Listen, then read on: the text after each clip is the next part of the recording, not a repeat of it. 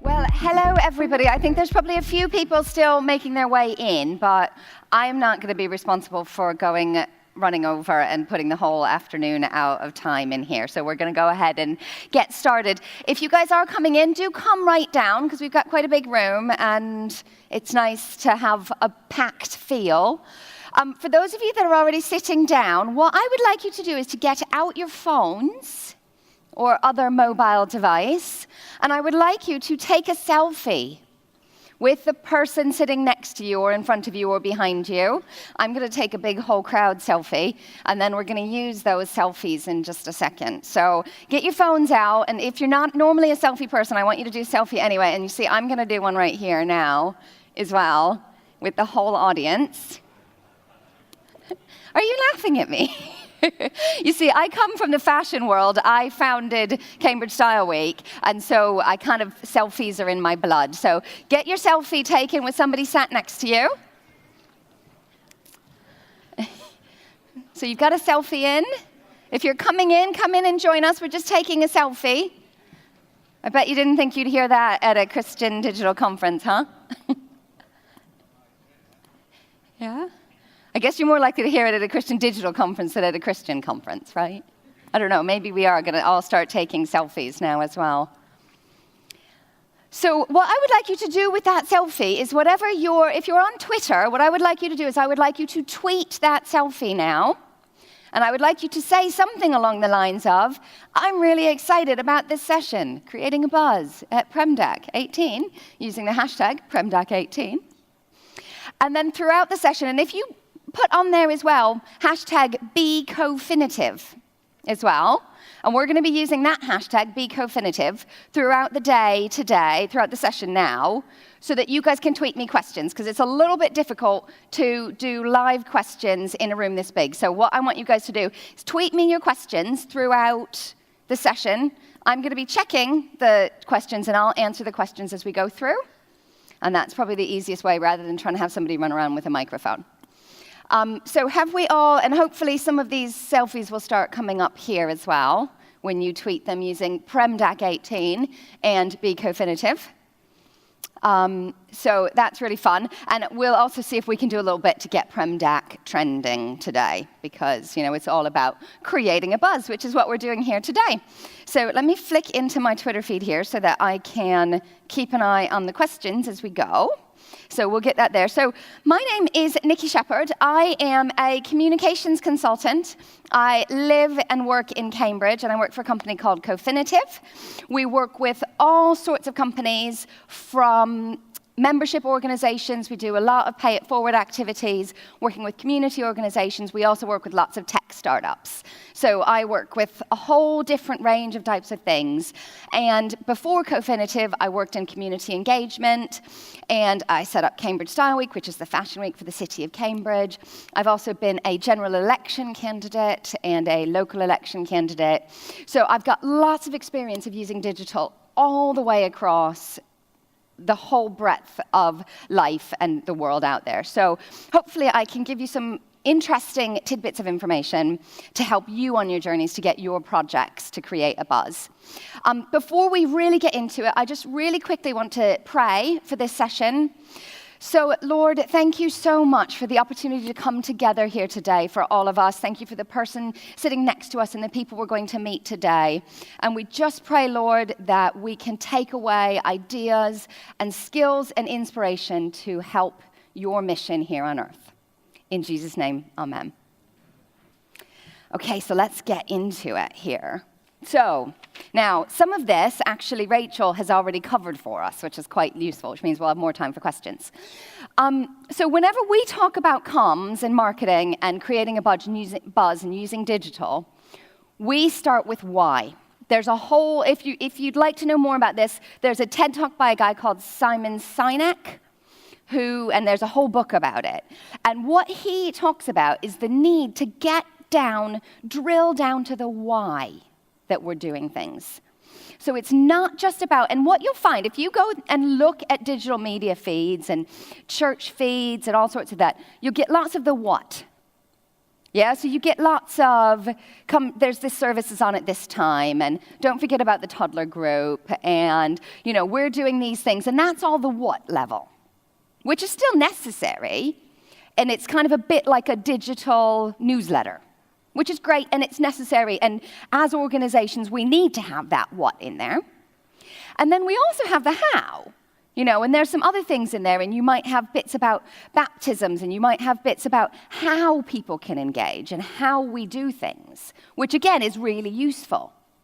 But the bit in the middle, the why, is the bit where we really, really drill down and get to the heart of the matter. And that is where people will really engage with us. And in creating a buzz, what we're trying to do is we're trying to create a tribe of digital ambassadors who are going to get involved and take part and multiply our message. And we do that by getting to the why. So as an organization, as a project, you want to take a little bit of time and get to the why. Now, obviously, as a Christian organization, the why is really strong. The why is Jesus. The why is sharing Jesus' mission in this world. And that is the strongest why you could have. So then what we want to do, my clicker's not working. So on one side, you're going to map your why. And those are your core values. They're the things that really matter to you as a church, to you as an organization. It might be you as a person on your personal blog. And get really clear on what those core values, what your core why is. And then on the other side, it's what Rachel was talking about. Who is your audience? Who are you trying to get to? Who are these people, and what did they care about? I have to admit, I was in the liking the dress camp. Yes? So actually, if there was a mission through fashion, I would be there. Yeah? Somebody else might be, Christians in sport. I have to admit, I'm not interested in sport, but lots and lots of people are. So you want to map your core audience's values. What do they care about? And then, what I would also say is you're going to go out and you're going to do some good old-fashioned internet stalking. Yeah? You're going to find them online. You're going to work out what they're saying, what words are they using, what are they retweeting, what are they liking, what are they sharing, what are they posting. And you're going to map that against what you're doing. And that bit in the middle is the sweet spot. That is the spot where you're going to get people who are really going to become that digital ambassador, the brand ambassadors for you. And it takes a little bit of time, and you're like, Nicky, I'm here, I just want to get my digital message out there. And it does take a little bit of time to do this groundwork, but once you've done it, what you'll find is that your messages resonate much more with people because you're getting them in their sweet spot. You're getting them in what they care about.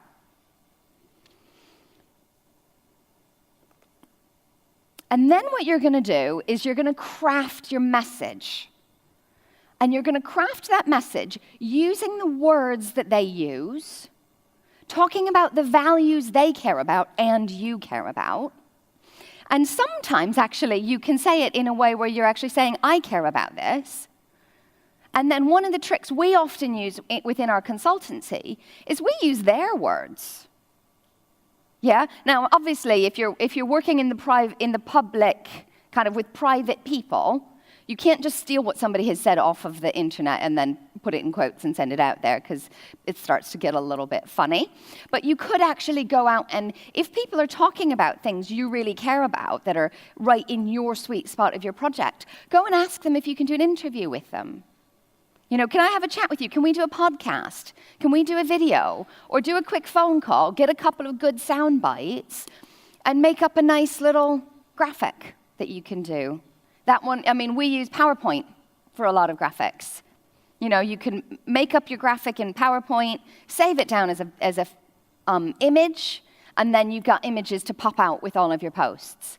And you're using their words. And then in the industry, it's what we call third-party recognition, because other people look at it and go, oh, I know that person. And if that person is saying that this is a good thing, maybe I should reconsider this.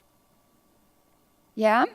So you want to think about using their words and speak in a way that is authentic to your audience. Also, obviously, the previous slide, we're looking at the circles. It has to be authentic to you too. If I start going on Instagram and trying to be down with the youth, it's not going to work because I don't talk that way. But actually, there's probably people in your project, there's people in your church who that space is authentic for them. And that's where you find your key influencers who can help to multiply your message.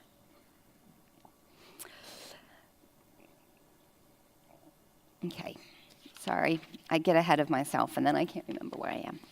There we go.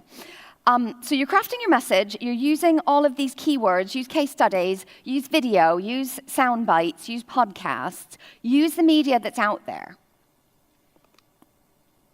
So then on visuals, so I did a little troll of the internet when I was preparing these slides and found some interesting use of visuals. And these are all in the Christian scope, so they're all things. So HTB Church, anybody here from HTB? No? Oh, yes, we do. Excellent. Excellent, great. So HTB used digital really well. And this, I think, is from a series, and they had lots of these kinds of quotes. They obviously have designed this type of graphic and then continue to use it and put different quotes out, which is a really good way. You're trying to build brand recognition through your use of visuals. So it really helps if you can always get a design that works.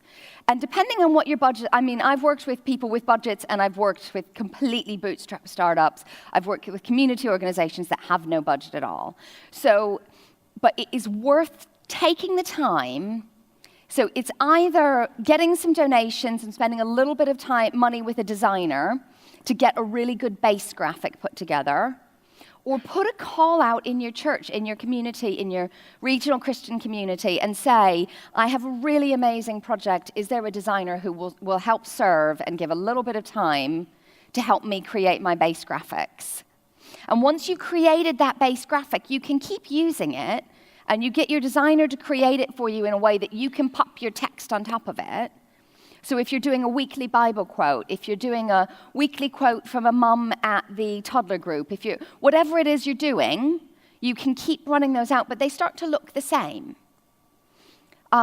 Because what we know from a sales and marketing point of view is that it takes people 6 to 8 exposures to something before they will buy, before they will bite, before they will click on the link, before they will give you a ring, before they'll go, oh, maybe I will go to that group.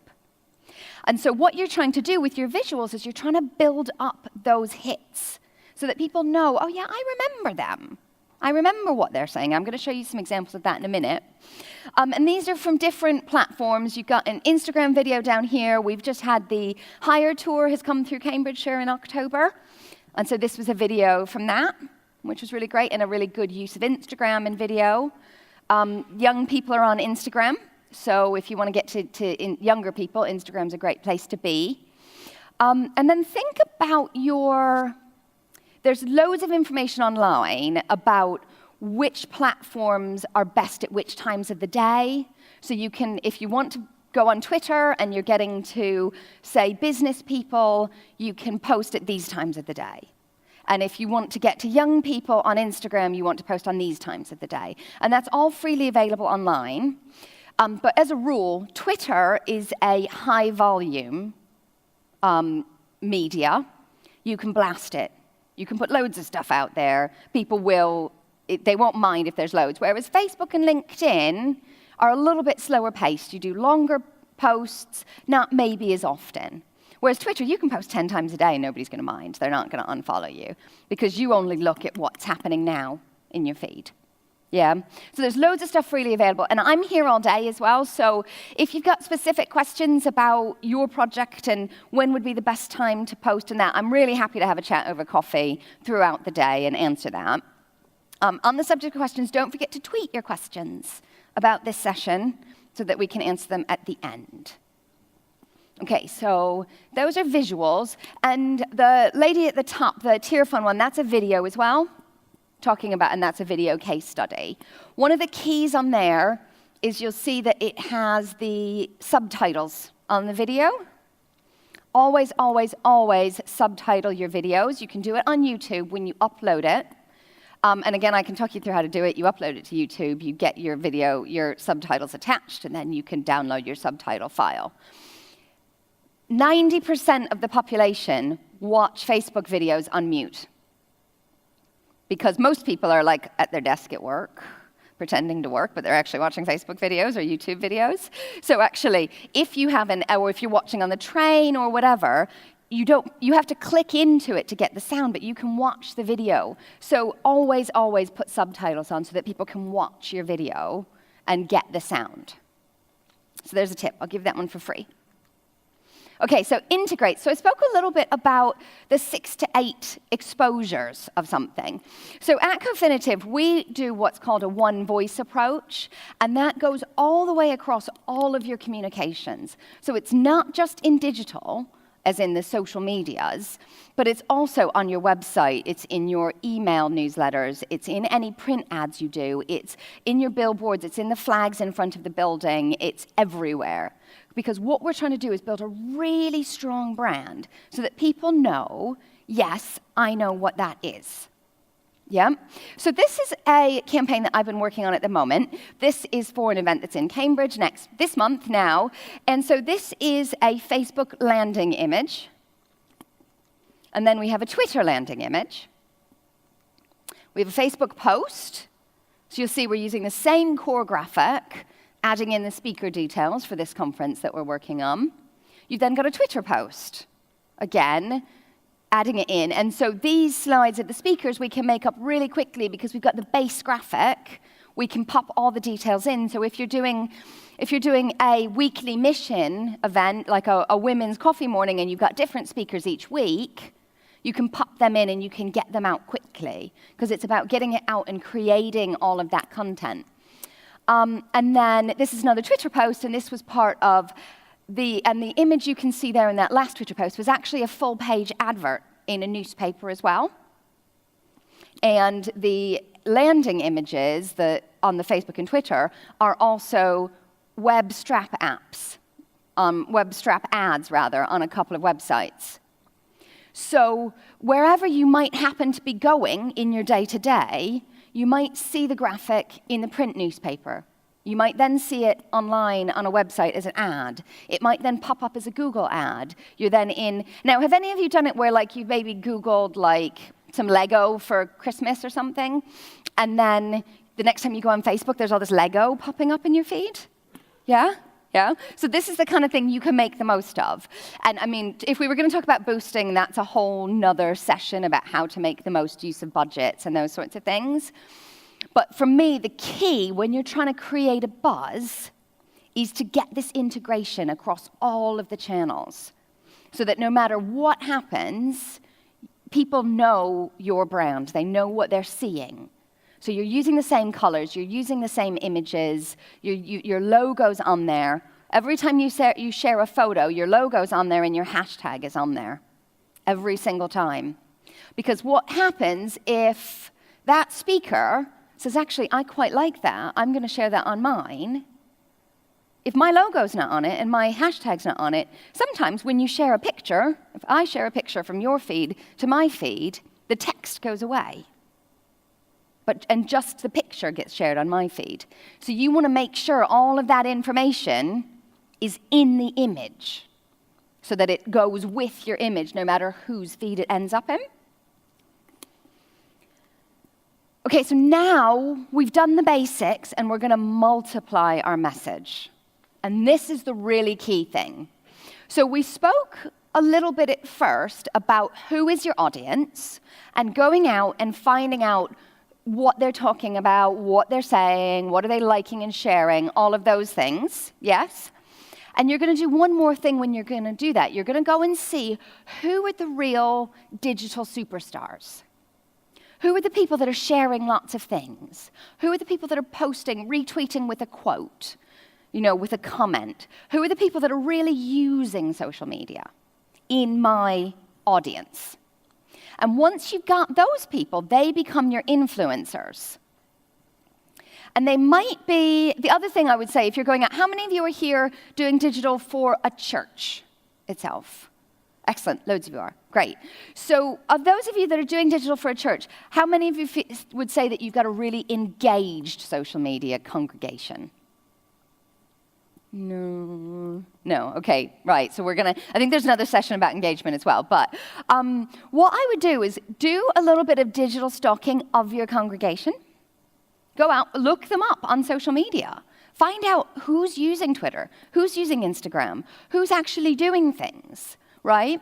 Because what it might take, and we did this with Cambridge Style Week when we first set up, we went out to people individually and said, can you please retweet our tweets? Because they might be, it may be for people in the church that it hasn't occurred to them that actually the church might quite like them to share messages. It might be some of the stuff Rachel was talking about earlier. Actually, it's quite scary as a private individual to put my faith out there and to put it out, especially if you don't work in the church. For someone who works in the secular world, it's scary to put churchy things on my feed. So what I would say is, go out and chat to them, or, see, maybe you can create, depending on how big your church is, you can create some digital superstars in the church, almost a missional community. In my church, we do missional communities that are outward-looking communities trying to share the goodness of God. And actually, maybe there's space for a digital missional community where there's people who like using social media already, and what they're going to do is they're going to spend some time each day retweeting things, sharing posts, popping a comment on, those sorts of things, just to show that people are engaging.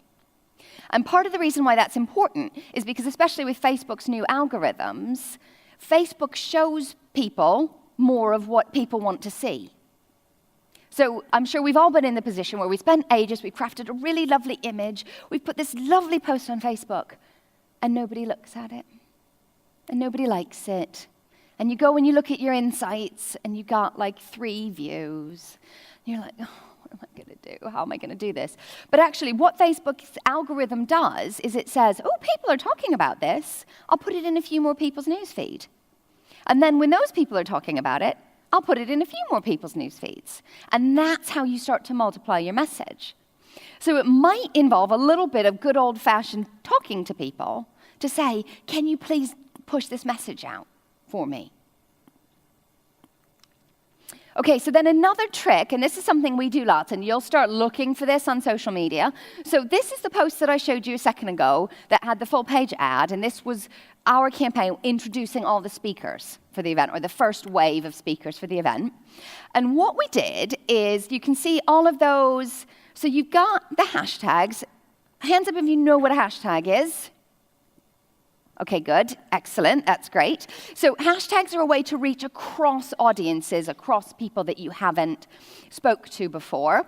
So we use a number of hashtags because it's in the tech sector, so we've used loads of techie hashtags. And then what we've also done is we've put a bunch of the speakers in the same tweet. Yeah? So you can see, and loads of people do this, they'll be like, the top 10 Christian speakers, or the top 10 blogs to follow, all those sorts of things. All of those are a way of multiplying your message.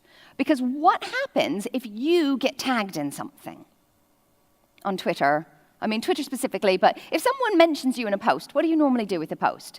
You like it, you share it, you might retweet it with a quote from yourself. I did it for the Premier Digital ones, going, oh, I can't wait to come and do my session. It's going to be really good fun. Those sorts of things. So if I've tagged 5 or 6 or 10 people or organizations in one post, what's going to happen to that one post? Hopefully, all 10 of those people are going to like and share it. Yeah? And then so rather than getting one post that gets sent to one person's audience, you're actually going to 10 people's audiences or more. And those of you that use Instagram, how many of you are using Instagram? Hands up. Excellent, good. The ideal number of tweets, hashtags in Instagram is 10. There you go. 10 hashtags is the best way to go. So this is another one. This is actually one that Business Weekly did, which is a newspaper in Cambridge, and they did it as part of the launch of the speakers, you see, and they've done the same thing. they've put these numbers of, all these people on it. And then another one that we've done, another campaign we're running, and as you see, we've done 13 in one. This is our one to watch campaign, which is another thing that we're doing. So, and obviously these are all B2B, but it works everywhere, and you'll start seeing this everywhere. People do it on Facebook as well, and all of that. I would just caution on Facebook, for me, Facebook is a slightly more private medium than Twitter is. So whereas I'd be perfectly happy for people to tag me personally in Twitter and Instagram and all of that, no problem. On Facebook, you probably want to check with people. If it's a public page in a company, go ahead and tag them. But individuals don't always like to be tagged in their private sort of Facebook account. So there's slightly different ways you can do that. So a couple of tips. Now, this one is I have blacked out the name of the church that has done this because I didn't want to name and shame. Their entire Twitter feed were these Facebook.com posts. Facebook.com posts. That's all there was on there. And you get it as well if you cross-post from Instagram. If you post from Instagram to Twitter, you just get a link back to your Instagram. And it just doesn't work. I mean, it's fine if I want to do it on my personal and people will, tick through to, go to Instagram and look at a picture of my cat. Fine. But you don't want to do it on your official pages. Take the time. You can put the same post on different platforms, as in post the text, but don't cross-post in that way. I would say you want to go ahead and something like Hootsuite, there's a free version of Hootsuite you can use. There's lots of other things you can use to program in your posts in advance, and they allow you to post the same message on 2 or 3 different things and all of those. But so I'd say don't do that. So another tip is definitely use your influencers. Find out who those influencers are and use them to multiply your reach. And also think about within your sphere of influence, within the kind of business to consumer market, we tend to use bloggers as influencers. So you'll see that bloggers will do posts about specific products. They'll, do a post, here's my top 3 dresses, denim dresses for autumn, and, those sorts of things. So think about how you can do that and maximize other people's networks. And obviously, you need to do it with integrity because after a while, people start to get a little bit cross if you're just like piggybacking on their audience. But if you're, sharing a blog that you think is relevant to your audience, go for it. Do that because it maximizes their reach as well, and they'll want to get that multiplied. So hashtags, there's 2 different kinds of hashtags we can use. One are creating a hashtag for you. Okay, so PremDac has its own hashtag for this year's event. It's up there, it's great, it has its own use within the event. So those of you that are using events, you want to think about creating an event hashtag as early as possible and include it on all of your marketing materials so that people know to use that hashtag, and you can build it up as you go into the event. And then, for example, Cofinitive, where I work with, we use the hashtag BeCofinitive. And so that is a hashtag we've created, and it means we can get to our audience that way. But then also, what you want to do is you want to piggyback on trending hashtags. Yeah? So hopefully we're working to get PremDac trending today, so it turns up on the nice little lot of hashtags on the side. But also, you can piggyback on what else is out there, what else is going on. So if it's World Chocolate Lovers Day, you can tweet using the World Chocolate Lovers Day hashtag in order to get to more people. You can tweet about Eurovision, you can tweet about the World Cup, you can tweet about whatever it is going on. So as you're planning your social media strategy and thinking about how am I going to reach more people so that I can share my message and my mission with them, think about those hashtags and think about what hashtags and events that are trending are likely to fit with the core values of my target audience. And that's another really good way that you can get in front of people and you can piggyback a bit. And if it's an event with a wall, you can get your message up on their wall as well. Although they do, again, people will get a little bit cross if you're flooding their event hashtag with like sales for your book. That doesn't go down very well. Okay, so now is the time. I've left in some time for questions because I think you guys probably have some questions for me, and the questions that you have are probably relevant to everybody. So hopefully there's some questions on this hashtag here, BeCofinitive. If not, now is the time to tweet using BeCofinitive with your questions. I need to go to latest. There we go. There we go. We've got some selfies going on here, which is very cool. Here's a question. Okay. Could I give an overview on Twitter analytics? So this is from Andrew. Andrew? Oh, excellent. Hi. So Twitter analytics, i.e. views against retweets or likes. So are you saying, like, what are the best KPIs to use? Sort of. Yeah, I get a fairly large volume of visuals on my tweets. Mm-hmm. But it's difficult to quantify that against retweets or likes. Yeah. Okay, so KPIs, key performance indicators, are used really widely in business. And I think actually, as churches and as professionalizing any organization, it's important to think about KPIs and your return on the investment, whether or not that's time or whether it's money or donations or whatever it is. So the best Twitter analytics, and what a lot of people are using within Twitter, is they're using a retweets or likes engagements per 1,000 followers. So depending on how many followers you have, what you can do is you can do that ratio. So you can do engagements divided by 100 followers or engagements divided by 1,000 followers. And what that does is it gives you a ratio that will stay more or less similar, and it won't be completely skewed if you have one tweet that gets loads of engagements.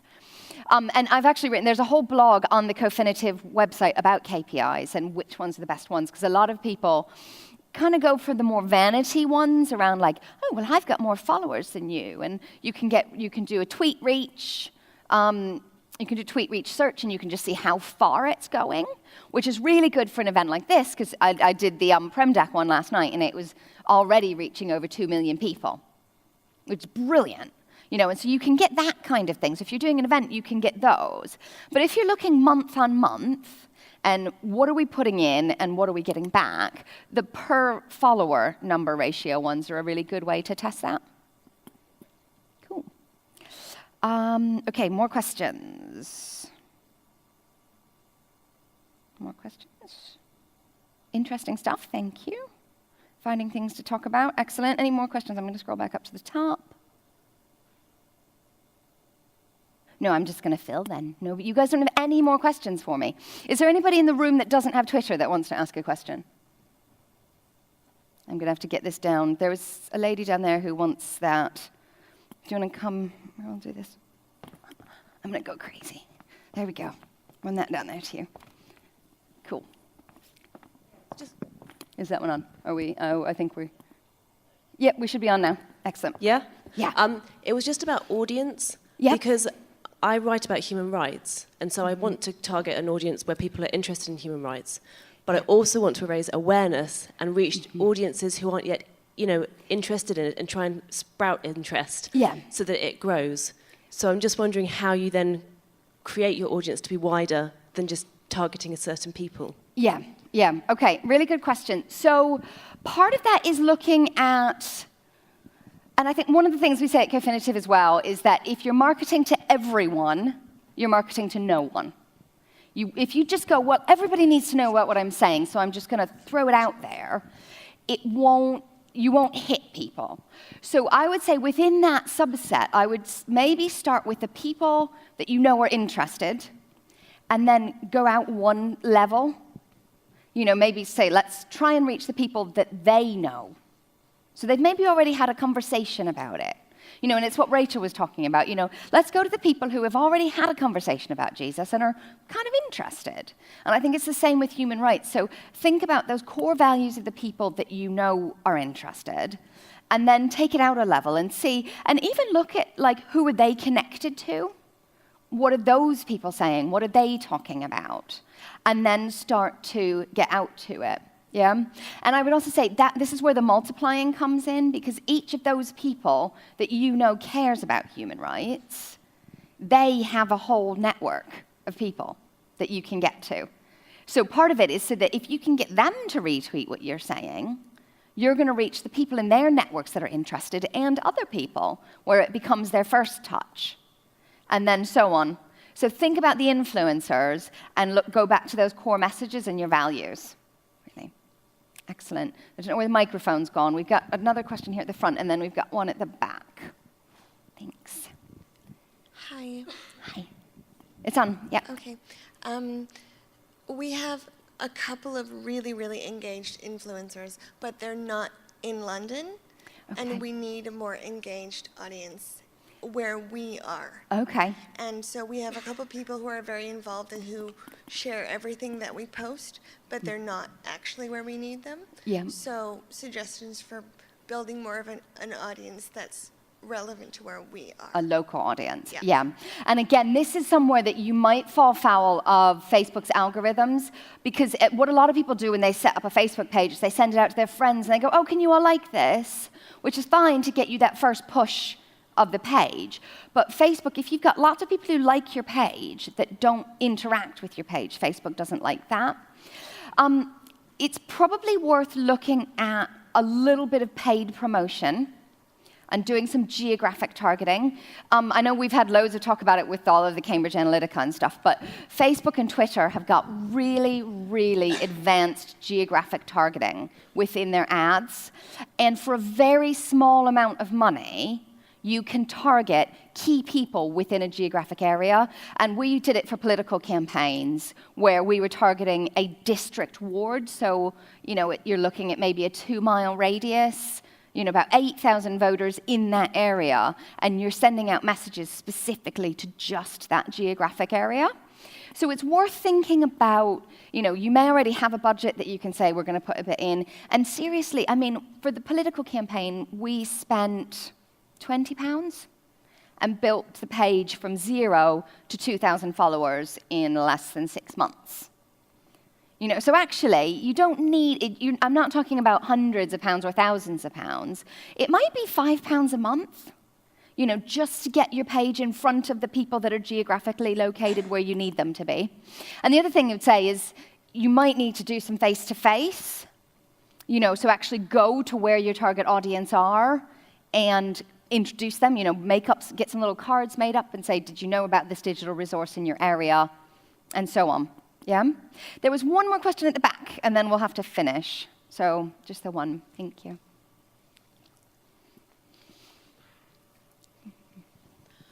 I just wanted to ask if there can be too much self-promotion. So I write a bit, and I'm aware, following other writers, that sometimes they're continually posting, oh, I've got a book out or an article, and it's ongoing, and you're like, okay, I know about it now. So where do you draw the line? Yeah, and I think that's a difficult one. And some of it, I think, it's very British to go, oh, don't mind me, I don't know much about it. I'm just like a multi-PhD, world-leading researcher, but, what do I know? Actually, part of it is we do have a mission, and part of what we've been put here on Earth to do is to share that mission. And everybody in this room, I would hope, feels that what they're doing is God-breathed. So actually, don't be afraid to put your message out there. I would say as well, where you often run into problems with what you're talking about is where people are promoting a business or they're working as a author or a speaker, but they're doing it on their personal profile rather than as a page. So, and that's where it becomes difficult, because actually, my personal profiles on Facebook, I just want to connect with my friends and see pictures of their kids and, that sort of stuff. But pages, Twitter, I think you can do loads. Nothing's too much on Twitter. Instagram, you can do loads. If you're planning on using Facebook, I would suggest setting up a page. Even if it's you as a person, you as author, and then you can put more out there. But even that, on Facebook, I wouldn't normally post more than 3 or 4 times a week, because otherwise it starts to get a little bit, and then people start unfollowing you, and it defeats the object. So, cool. So we are very nearly out of time. There we go. So in the bookstore, there's a book called Digitally Remastered by Guy Brandon, which is a theological look at social media and our use of social media. I found it really interesting. You may also find it interesting. Check for consistency. be co-finitive, use your influencers, tweet me your thoughts and takeaways all day using Be Co-finitive. I'll be around in the lunch break and stuff. And then I just want to finish with a quote from the Word, which is here, which came to me whilst I was preparing. So there we go. I'm going to read it to you. And it says, "The Lord himself goes before you and will be with you. He will never leave you nor forsake you. Do not be afraid. Do not be discouraged." And that's Deuteronomy 31:8. Do not be discouraged. Share your message and your mission. I hope you've enjoyed today. Thank you very much.